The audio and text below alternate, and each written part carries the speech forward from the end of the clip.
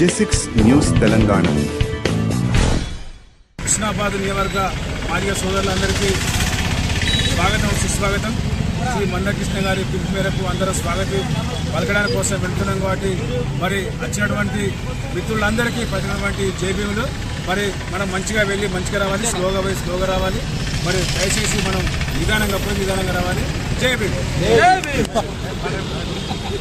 గత 30 సంవత్సరాలుగా ఎంఆర్పీఎస్ పోరాటం ద్వారా సాధించుకున్న ఏబిసిడి వర్గీకరణను సుప్రీంకోర్టులో మనం విజయం సాధించుకున్న సందర్భంగా ఈరోజు విజయ శంకరావ సభను జయప్రదం చేయడానికి మాదిగలంతా హుస్నాబాద్ నియోజకవర్గం నుండి తరలి వెళ్ళడానికి హుస్నాబాద్ అంబేద్కర్ చౌరస్తా నుండి ఈరోజు వెళ్ళడం జరుగుతూ ఉన్నది.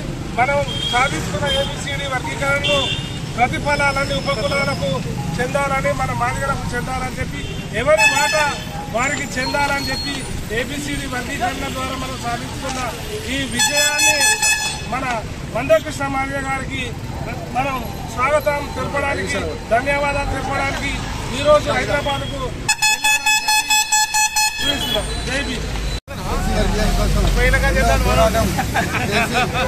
సుప్రీంకోర్టు ద్వారా తీసుకురావడం జరిగింది. ఆ పోరాట ఫలితమే ఈరోజు మనం అందరం కూడా స్వాగతించాలి.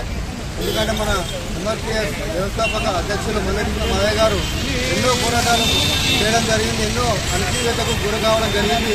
వాటి అన్నిటికీ ఫలితం ఈరోజు సుప్రీంకోర్టు తీసుకురావడం జరిగింది. దాని ఫలితాలు ఆర్థిక సమాజం మరియు ఉపకులాలు 59 ఉపకులాలు కూడా వాటన్నిటి కూడా స్వాగతించాలి. వాటి కోసం ఏమైనా అడ్డంకులు వచ్చినా కూడా ఖచ్చితంగా మనం ముందుండి ఆ పోరాటాన్ని మనం చేయవలసి ఉంటుంది.